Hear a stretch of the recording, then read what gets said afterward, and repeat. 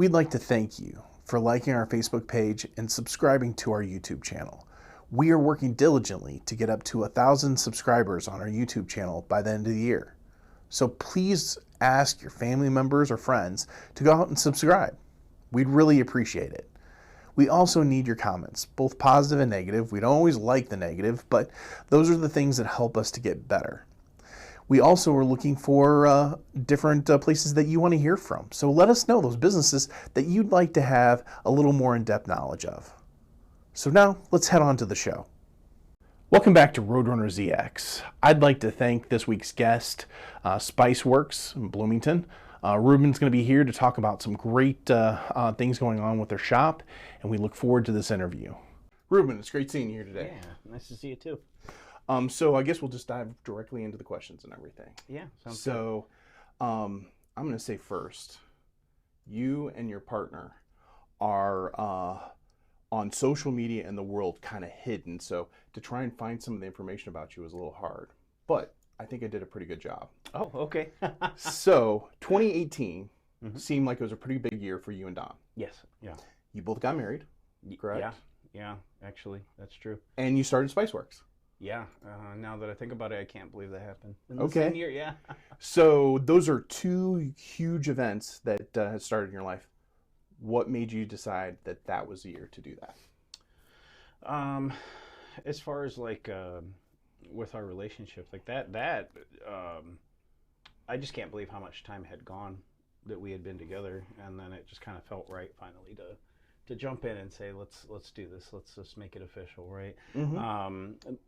At the time, I had a couple jobs here in town within the span of a couple years, and I feel like I kind of hit this point where I just didn't think I could work for somebody else anymore. And that seems to be like a common thing with a lot of people who want to start their own businesses. They get kind of like burnt out working other jobs or working for other people, and that's kind of what happened. So we started throwing around some ideas, like what is something that I would be interested in doing, what's something that's missing in the community. And just one thing led to another, and this idea of like a spice shop just kind of caught my attention. We had my parents over for dinner, and that actually was a big triggering factor because my dad is a pretty reserved individual. Okay. Right, and I just remember I think I made like some chicken or something with like a spice blend that I always like to make. Right. Okay. And after I think my mom left the room, and then my dad kind of said it really quickly, like, hey, like this is really good stuff. Like you should consider, like you should sell that or something, something along those lines, right? And that never left my head after that dinner. And I remember I looked at Don. I'm like, did you hear what he said? Like I can't remember the last time I heard something like that. He's just so quiet. Like he's just very reserved, right? So it just kind of sparked the idea, and then from that point forward, that was kind of where the idea began. So we did actually start the idea process in 2018, but a couple things pushed it, and we didn't actually open it until 2019 because we had to do some remodeling and stuff. But that's kind of essentially where all of that. Okay. So then how did you, within the shop and everything, because there's one thing if you have just a basic, we'll say salt. Oh, yeah. Salt is salt. Yeah. How do you go from that to blends? Well, blends were always going to be a part of the picture. Like like spice shops and like gourmet food stores and all that kind of thing. That's always been something I've enjoyed going to. Like if we're going on a trip or we're just a new town we've never been to, that's one of the first things I look up. Are there any kitchen stores or anything? It's just something I've always enjoyed. And everywhere I've gone that were spice specific, like the blends were always a big thing.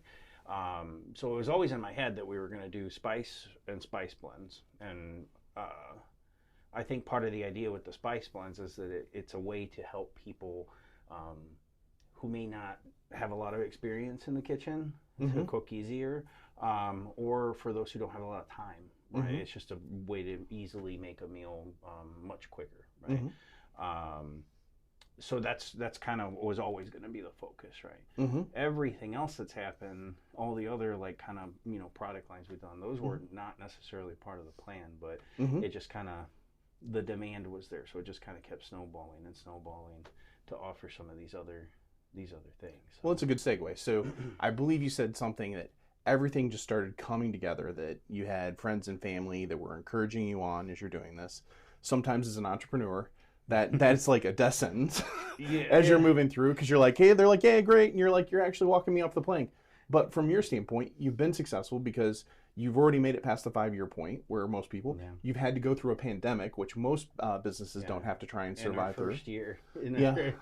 Yeah. And so you've made it through all that. So how were those cheers that helped you to grow better and know what product lines to pick? I mean, it was just about listening over and over again, right, to what the customers were saying as they came in, right, and it was tea. Tea was the first thing that like we just kept getting asked for loose leaf tea and all kinds of like they call them tisanes, right? So like roots and leaves, so that you can brew your own teas, and it just happened so often that I was like, man, I think like people kind of almost expect it, like as they're walking in the door, because it just happens so often, right? So our first tea that we did was literally, this is gonna sound weird, but like kind of like the scraps, like the little bits of a couple spices, and I was like, oh, these are really good, and it was like lemongrass and lime leaves, and I'm like, let's just put it together and see what it tastes like. And I thought it tasted great. I'm like, it's so simple. We already have like these little pieces that they're still fresh. They're big enough that they'll brew nicely. And we put it out. I think I made like a dozen of them, and they were gone in like 2 days. Okay. I was like, okay, there's something here, right? And every single section in the store kind of happened that way. The like all the specialty items, which has become like something that people love to look at when they come in the shop, right? Like they see the spices as they walk in, and they're like, oh, there's all this other stuff, right? That was like a quest to get fish stock into the building, because I couldn't find it anywhere. I was trying to make all these different soups and stews, and every grocery store in town you could find clam juice, probably for Bloody Marys and things like that, right? But you couldn't find fish stock regularly. It's a little different now. Like I feel like you can start to find it more now, but that's kind of what kickstarted that, and just kind of kept rolling into it. But yeah, I mean, it's been a crazy journey. That first year with the pandemic, like that was not. I wasn't sure, what to expect. I don't think anybody was, right? But like especially first year in, and it is kind of weird. Like COVID actually kind of helped us, because a lot of people were forced to cook that had never cooked before, and the bread craze that we had. It was just everything, right? Like soda making, like there's all kinds of stuff, right, that started happening. Pickling, that first warm season, that happened that first May and June. Phone calls for, do you have pickling spice? The grocery stores are out of pickling spice. Do you have mustard seeds? And I knew it. Like everybody was just, kind of getting into something they'd never done before, to fill the time to keep themselves busy. But cooking, that was a big one. Like there's so many people that would come into the shop and all they had was turkey. I've never cooked turkey. What do I put on turkey, right?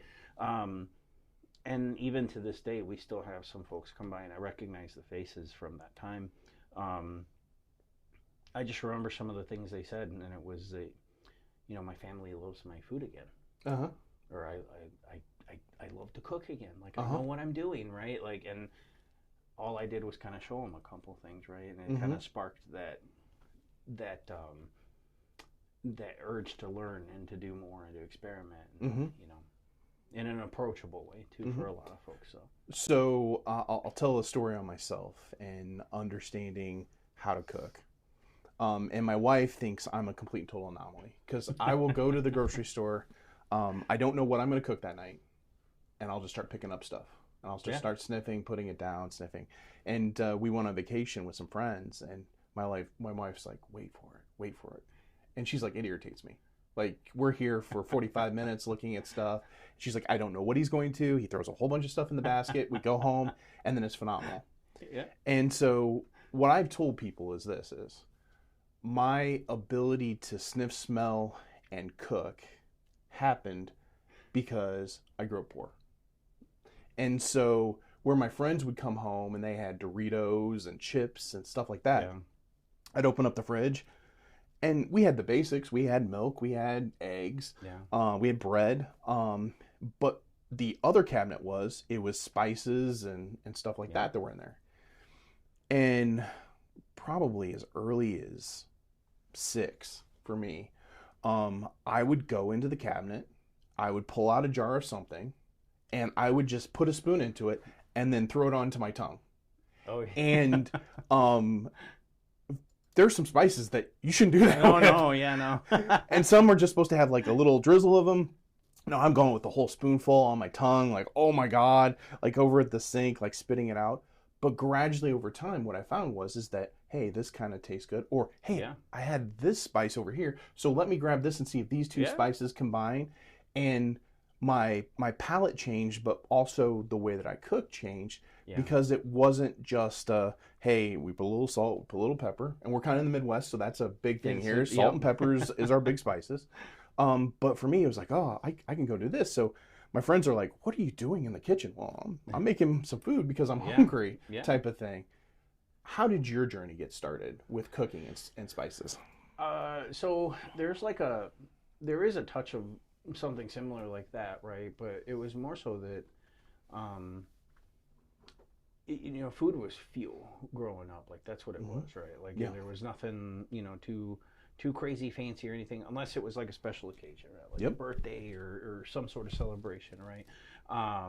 But in combination with kind of like watching my mom, especially do some of those special meals, like make tamales or make menudo or all the holiday food, anything, right? I also had always been drawn to watching like the Food Network, but this was like actual Food Network when no reality TV, right? It was all cooking shows back to back to back to back, and even to the point where they didn't have enough programming to fill the whole day, so it would wrap around and show last night's stuff. I'd catch it in the morning, and then I could watch it again if mine was PBS. right? Yeah, I mean, and then every now and then, right? I'd see the PBS stuff too. That's kind of where a lot of the curiosity came from at first, and then I don't know, like it became this whole thing where it was recognizing like the connections that people had to food, right, just in general, and kind of realizing that it was more than just fuel in a lot of situations. Now that's always still been ingrained to me, right? Like I remember, like if you gotta eat rice and beans, as the main staple, it's actually really awesome if it can taste slightly different every time you make them, right? Exactly. And that's part of like the spices, right? Like the miracles of spices and what you can do with them. But even that, after that, I remember I started working in retail first, but I got drawn into the restaurant industry. I had a lot of friends and a couple in high school, but it was mainly when I got into college, a lot of them that were working in restaurants. Okay. And it just kind of drew my attention. And then I started reading about restaurants. I think I read some books by like Michael Ruhlman. He does a lot of books on like what it's like to be a chef and like going through his training. And I was really close to actually going to New York City. I had gotten accepted into the French Culinary Institute, but there were a lot of things that kind of happened back to back where I was like, it's not time for me to go. Like I can't go. Like I have to stay here. We needed Spice Works. That's why you're here. And it is a crazy journey because like this was never in my purview literally until like the time frame you mentioned about 2018-ish, right? But I did get into restaurants instead of actually going to train as a chef. I got into restaurants and worked pretty much every position you imagine, like a host to the kitchen to even like dishwasher, like anything that was available, right? I did land on being a waiter most of the time because a lot of people who aren't familiar with the restaurant industry, the waiter tends to make the most. And in order for me to live on my own and get out there, that's what I had to do. But the kitchen would always be like, I don't know, like they were weirded out a little bit by me because I'd like sit there, like I'd like catch them doing something. I'd just sit there and like watch them, right? And just be like, what'd you do there? Like, what'd you put in there, right? Like, I'm like, oh, I did this. Like, wait, what are you doing back here? Like, what are you asking? Like, nobody cares, like, what happens back here. Mm-hmm. Because there is this strict, almost line in a lot of restaurants, right? The front of Mm-hmm. house, back of house. It just, they don't tend to touch too much other than to relay information, right? But for me, I wanted to know, like, Mm-hmm. what are you doing? Like, why do you do that, right? And it just kept growing, the desire to do it. And in some ways, in a lot of ways, I felt like it was meant to be that I didn't go away. Um, I got to get myself in this position where I get to just kind of glide my hand across what I like to do, Mm-hmm. but I still have a job that doesn't ruin that. Because a lot of people talk about, like, oh, find what you love, Mm-hmm. and do it for a living. You'll never work a day in your life. I don't think that's completely true, because I think you get a little burnt out if you do what you love over and over and over again, right? Yeah. So this was close, Yeah. right? And now it's like, now I get to share that knowledge with people, and Mm-hmm. they're just like, I can see them like just absorbing it and being like, I'm gonna try that, I'm gonna try that, and it's just like very satisfying. Mm-hmm.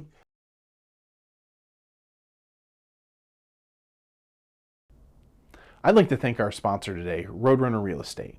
They are a full-service real estate company that does both commercial and residential real estate. They give free consults with their decades of experience. So if you're looking for that personal touch when you're trying to take care of your real estate, call Roadrunner Real Estate today. They'd love to help you. What I was going to say, so we had an HR person that was on the show and talked about many different HR issues. But one of the things I would say, especially for an entrepreneur as this is that the ones that have been successful that I've met are the ones that have a curiosity, just a voracious appetite for learning. So a person that you and I both know, Jamie Matthew. I mean, him, it's like, it's a subject and he dives deep into it. Yeah. My wife thinks I'm crazy because I will watch videos, read things, but I want to know like every little bit about it. But it's information, passion about it, but there's also the other thing of substance. Like there's so many people that are idea people and are like, hey, here's the brilliant idea I have. And I'm like, okay, how do you build that? Like, what's the process around that? That's what Spice Works is. It's a process. It's like, you come in every day, here's what I need to get done. Here's our highest sellers. Here's what we need to do. Because if somebody calls in enough times and you're like, I'm sorry, we don't have that spice. We don't have that spice. Yeah. They're either going to go someplace else or they're going to just stop calling and buy something at the store or whatever that'll do the best they can. But they come to you because they know they're going to get what they're looking for. Yeah, I always tend to have like something that I have ready to say about whatever product is on the shelf. And the strange part is that like sometimes people feel like they feel like they're bothering me almost sometimes, because we get into this long conversation about something they asked me about, and they're like, I'm sorry, I'm taking your time. I said, that's half the point. That's half the point. Like, I'm like, please ask me all the questions. Like, I understand that, like, for the average person, like 75% of the stuff in there, they've never seen it. They've never seen it. They don't know what to do with it, right? But, even just a small conversation really quick about whatever it is, it's just a whole other idea now. It's something new that they're getting ready. Now they have something else in their repertoire to use, on the fly for whatever meal they're going to do, right? Well, I think people talk about like Amazon is killed retail and whatever. No, Amazon basically showed how lazy our retail was. They would just dump stuff on tables and expect us to buy it like, pigs at a trough. Yeah. And if you watch the businesses in retail that are really doing well, they create an experience and make a reason for why you want to go there. Yeah. Yeah. And that's something that that was part of the reason that I stopped working for other people. Is I had these jobs where I would have these ideas, right? Like we had a champagne tasting at a job, and even a small idea where I was like, hey, I don't think people know that there's these little stoppers that you can clamp on the top so that you don't have to finish your bottle. New Year's Eve is in a couple days too. Why don't we put some of these stoppers on the table and we'll make like a little extra sale for each bottle? We can just tell them, hey, if you don't finish it, you can put the stopper on it, right? And I'll never forget that the response was, yeah, but then I'll have to pick them up after the event is over. And I was like, are you serious? Like, that's our job, is like, we want to, offer these things to people, see if it improves their experience, right? Like, make that connection with people. And I just remember it was like something snapped in my head, and I was like, I care too much. And that really put me in a weird spot for a long time. because I was like, is it that I care too much, or is it that I've just been around people who like they just hit a certain level and then that's it. Like you said, right? Just put the stuff on the table, right, and that's it. And there is some of that on the other side of the equation, right? Like you do have folks who just put the fries in the bag. I'm good. I'm good, right? Yep. I kind of learned how to navigate people, right? And I get it right away. Like as soon as I say hello to somebody in the shop, I can tell right away. They just want to look cool. Have a good time. I'm here if you need me, right?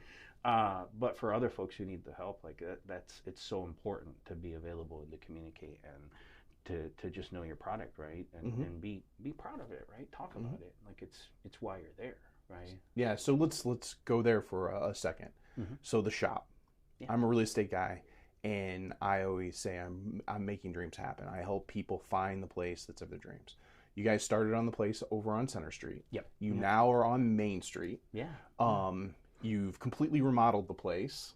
How exciting for you was that? And as you were developing that dream, how did you and Don move through that?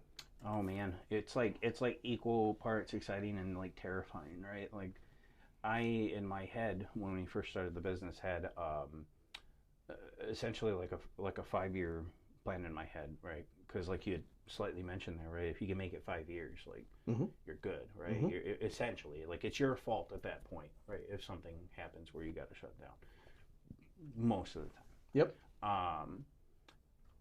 And that was part of my plan. I said in about 5 years, I would love to have a piece of property that's ours, so that that whole unknown is gone. Because there are a ton of businesses that are successful. That's why I said most of the time, because something could come along like that where the owner decides they're going to sell the property, and then the new owner says, "That's it. We have other plans," and then you're kind of stuck with either moving really quickly or you could be done, right? Like if you're not in a position to move. But it came early, like much earlier. Like I think we were at the beginning of our 3rd year. When we were kind of curious about it, and then one of our customers who had shopped with us the Christmas before is Marlene Greger, is the Greger Gallery. I went to school with her son. Yeah, it's just she's a known figure in the community, and I had never met her before. I didn't realize that was Marlene Greger, but I just remember helping her the holiday before, like just buying all these gifts for her family, and it was just a coincidence that lined up later that she wanted to retire essentially and sell the building and kind of move on, right? Like just be done with it. And it was crazy because as soon as she found out it was us, she was like, "That's it. I want to work a deal with these guys. I don't want to hear any other offers. Like I want to work with these guys. I really want them on Main Street." She was really wanting to make sure it was another draw for the downtown. She was always such a champion for downtown, still is to this day, right? So to this day, there's no way I would ever be able to thank her enough, right? Like she did not have to do that, right?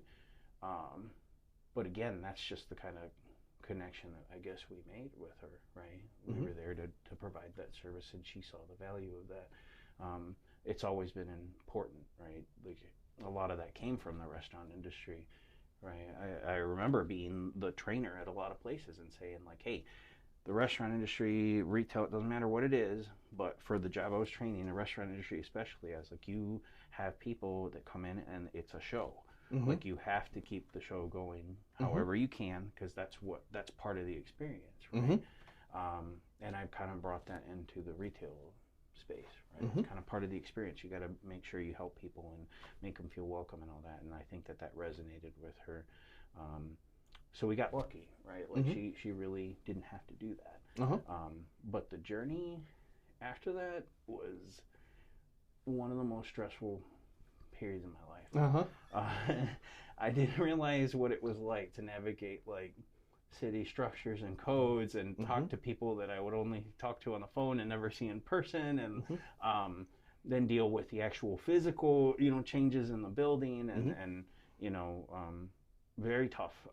There were points there that I thought that was it, like we're like I made a huge mistake. Like Uh-huh. I made a huge mistake and I can't go back. Like now we signed the papers. It's our problem now to deal with, right? Like it was rough. It was a rough. Like it took almost about a year and a half. Um, to and even to get the ball rolling, right? Like with all the rules and everything in the background. So it was tough, but yeah. What I tell couples all the time is they'll come to me and they'll want to build a house together. Yeah. And then I'm like, okay, are you gonna live in your other house, or they're gonna do this huge remodel? And I'm like, so how quickly do you want to get a divorce? and they're like, no, this is our dream. I'm like, dreams can turn to nightmares pretty quickly. Yeah. And any type of build project that's out there, once again, Jamie went through it in downtown Bloomington. And I'm like, hey, great, we have the building now. Let me now help you navigate so you don't have as many sleepless nights. But even for him, it's the sleepless nights of you're moving through. Is this going to work? Yeah. They come up with things. You're like, how are we going to work through this? Yeah. How much money is this going to cost us that we didn't plan in? Yeah. So, but at the end of it all, how did it feel when it was finally done?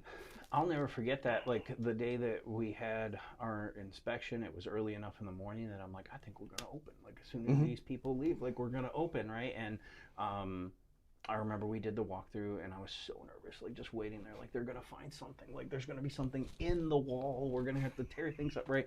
And I think they finally like, oh, you got to change like a plug and you're good to go, right? Yeah.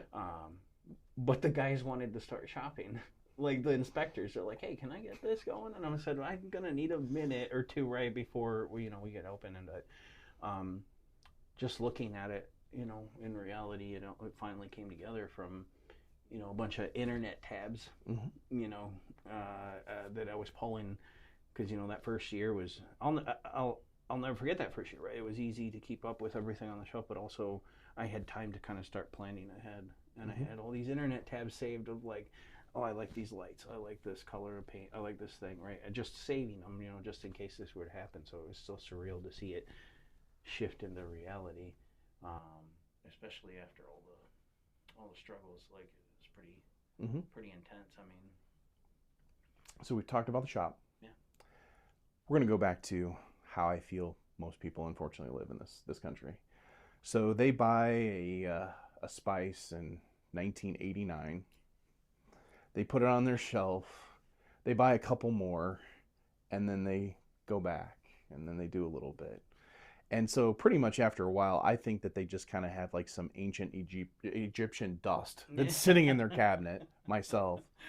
But how do you take that person that is used to going to Kroger's or whatever and buying their spices there to now coming into your shop and show them what's the difference?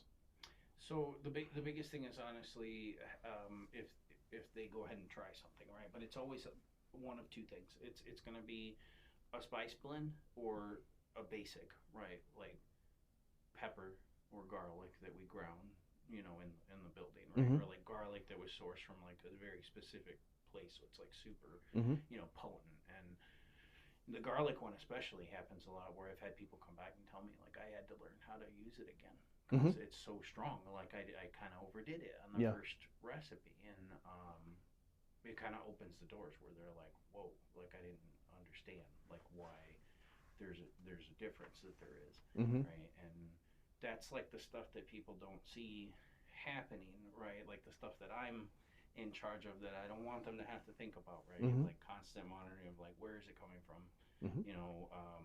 Does it smell and taste like it's supposed to, right? Like certain things I can tell even before I open the box, right?